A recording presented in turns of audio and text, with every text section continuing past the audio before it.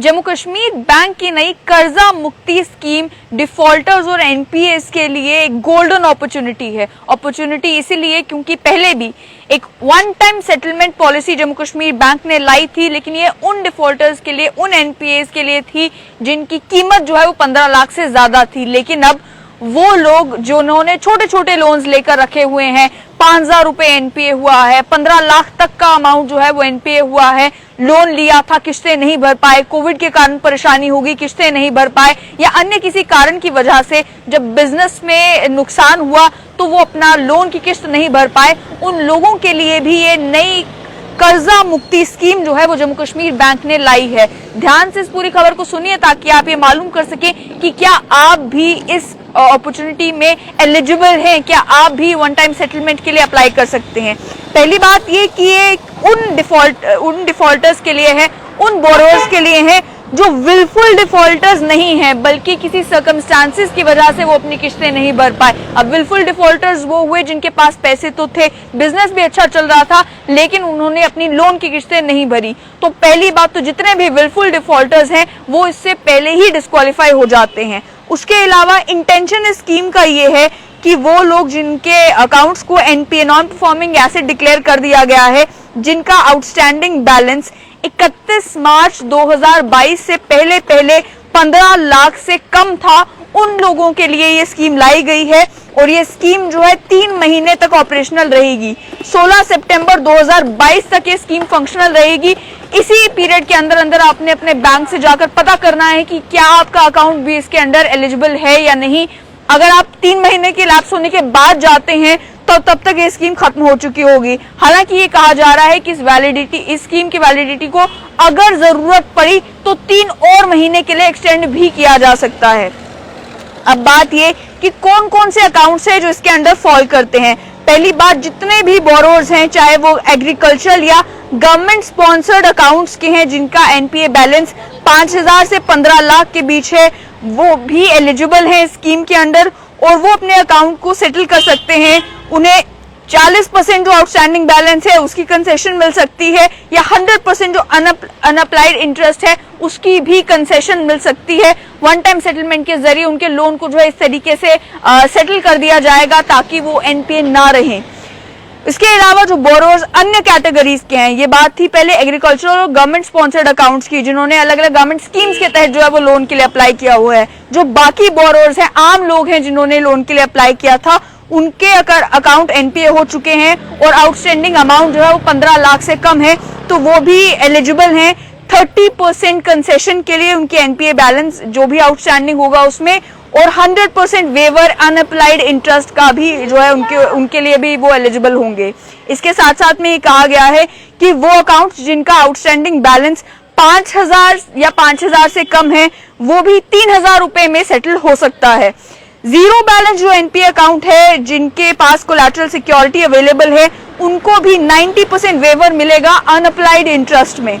जो बोरोअर्स अपने bad loans की सेटलमेंट इस स्कीम के जरिए जो है वो जेके बैंक सीख कर रहे हैं, जो जेके बैंक के पास जाते हैं कि हमें भी जो है एलिजिबल किया जाए, हमें भी जो है इस स्कीम का फायदा दिया जाए। अगर वो कोई भी गवर्नमेंट सब्सिडी अगर ले रहे हैं तो बैंक ने ये क्लेरिफाई किया है, क्योंकि सब्सिडी की जो अमाउंट है उसे एडजस्ट नहीं किया जाएगा रिकवरी की ओर। जितना भी अमाउंट अगर वन टाइम सेटलमेंट में डिसाइड होता है वो उन्हें पे करना ही पड़ेगा। वो ये नहीं कह सकते कि ये सब्सिडी का अमाउंट हमारा आना था, उसे एडजस्ट कर लें आप इस रिकवरी में।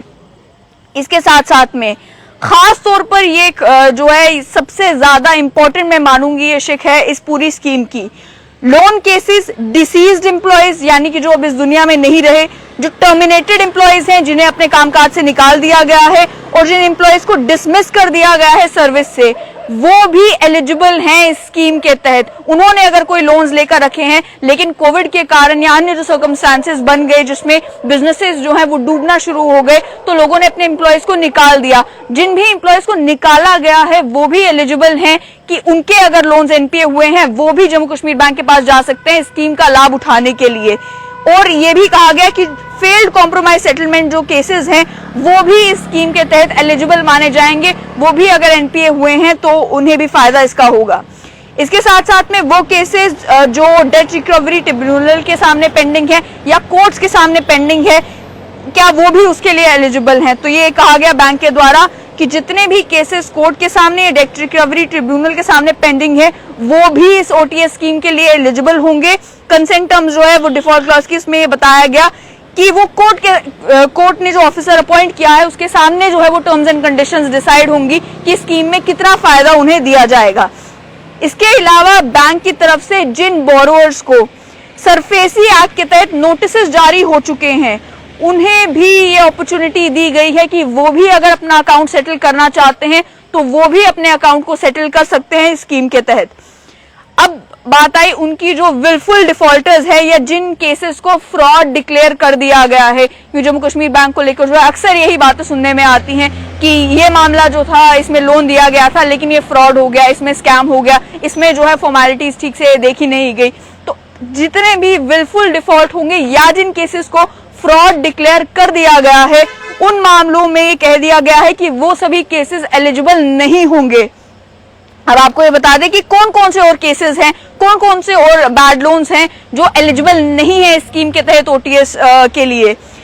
जितने भी केसेस हैं जिनमें इंटरनल या एक्सटर्नल इन्वेस्टिगेशन चल रही हैं, वो एलिजिबल नहीं है।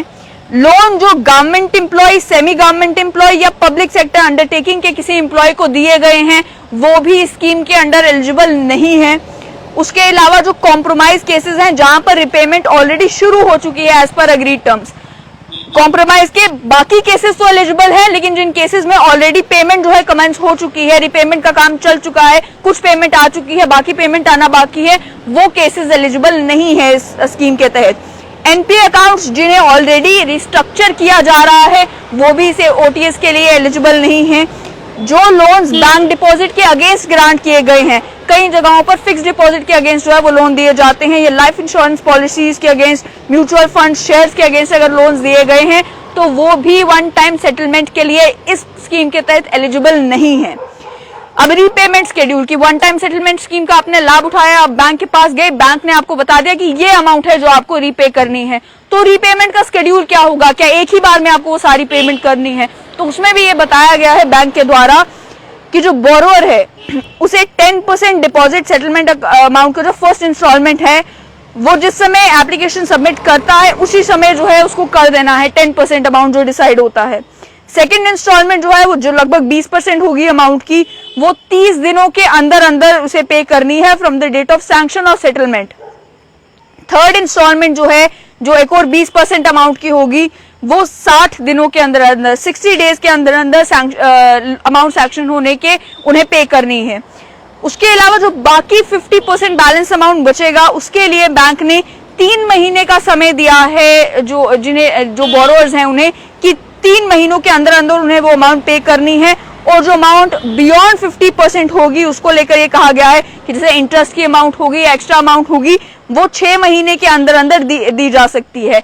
लेकिन इसमें भी इंसेंटिव दिया गया है कि अगर आप जल्दी पेमेंट्स करते हैं, यानी सेकेंड थर्ड इंस्टॉलमेंट को जल्दी पे करते हैं, या बाकी जो 50% अमाउंट बचा है उसे जल्दी पे करते हैं, तो भी आपको सेटलमेंट अमाउंट पर 5% का इंसेंटिव मिलेगा। जितनी जल्दी आप पेमेंट करेंगे 5% का बेनिफिट आपको मिलेगा। ये जो स्कीम लाई गई है इससे कहा यह जा रहा है कि जितने भी लोगों ने अपने लोन्स लिए थे लेकिन जो अपनी किस्तें कोविड के चलते या अन्य कारणों से नहीं भर पाए, उन्हें काफी फायदा होगा इस स्कीम के आने के बाद।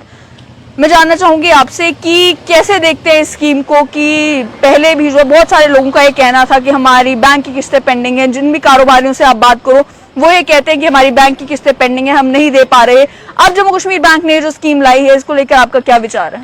सबसे पहले तो कर्ज मुक्ति स्कीम जो है ये 15 लाख तक का जिनका लोन है उस लोन की सेटलमेंट के लिए स्कीम है, और ये वन टाइम सेटलमेंट स्कीम है। और इसमें सबसे इम्पोर्टेंट जो है वो ये है कि 15 लाख से 5 करोड़ तक के लिए ऑलरेडी बैंक ने और लोगों के लिए विंडो एक खोली थी। वो विंडो अभी ओपन है या बंद है वो बैंक को पता होगा, लेकिन ये 15 लाख तक का जिनका अमाउंट है उन्हें ये वन टाइम सेटलमेंट की स्कीम दी गई है, और ये गोल्डन अपॉर्चुनिटी है इन सभी लोगों के लिए। और ये 3 महीनों के लिए ऑपरेशन रहेगी 16 सितंबर 2022 तक। सिर्फ इतना ही नहीं, बैड लोन्स को भी इसमें कैटेगराइज किया गया। अच्छा, इसमें एक इंपॉर्टेंट चीज जो आपने इनको बोली भी वो दोबारा से मैं रीट्रेट करूं, सरकार ने पिछले दिनों बहुत सारे सरकारी मुलाजिमों को टर्मिनेट किया सर्विस से, डिसमिस किया सर्विस से। उन लोगों ने अलग अलग बैंक से लोन लिए हुए थे।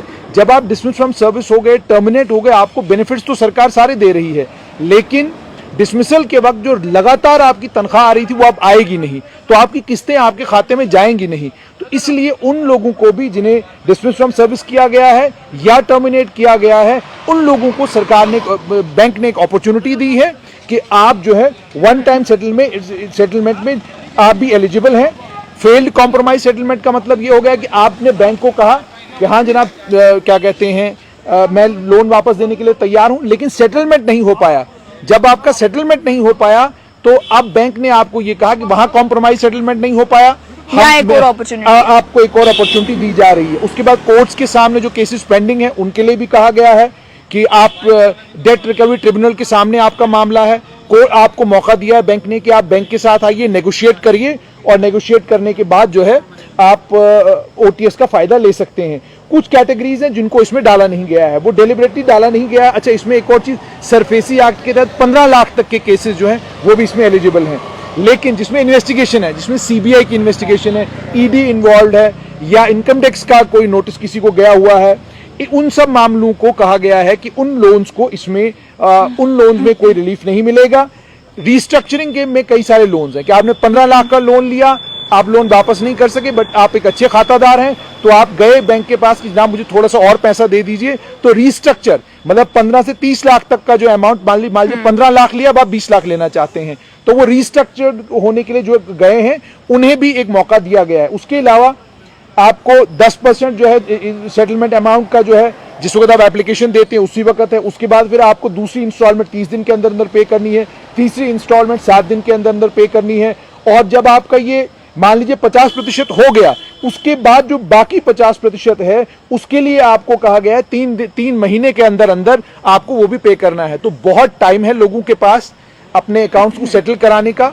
कर्ज मुक्ति स्कीम जम्मू कश्मीर बैंक ने जो रोल आउट की है, ये 15 लाख तक का जिनका कर्ज है उनके लिए it's a big and huge relief. लेकिन अब ये देखना है वो जो कोविड इफेक्टेड थे उनके लिए भी जेके बैंक को इसी तरह की कोई स्कीम लानी चाहिए। बहुत बहुत शुक्रिया। तो आपने सुना साफ तौर पर कि ये जो नई कर्ज मुक्ति स्कीम लाई गई है जम्मू कश्मीर बैंक के द्वारा, आपको भी अपने बैंक के साथ अप्रोच करके मालूम करना पड़ेगा कि क्या आपका अकाउंट भी एलिजिबल है या नहीं है, और 16 सितंबर तक का वक्त आपके पास है ये मालूम करने के लिए। उसके बाद आप एक एप्लीकेशन लेकर बैंक के पास जा सकते हैं ताकि आपको भी इस वन टाइम सेटलमेंट स्कीम का फायदा मिल सके। सभी वो लोग जिनके एनपीए अमाउंट जो है वो चाहे 5,000 से कम है या 15 लाख से कम है, वो सभी लोग एलिजिबल है इस वन टाइम सेटलमेंट स्कीम के लिए। उसमें कुछ टर्म्स एंड कंडीशंस थी, वो मैंने आपको बता दी। जरूर अपने बैंक के साथ संपर्क करें ताकि आप भी मालूम कर सके कि क्या आपको इस स्कीम का फायदा होगा या नहीं।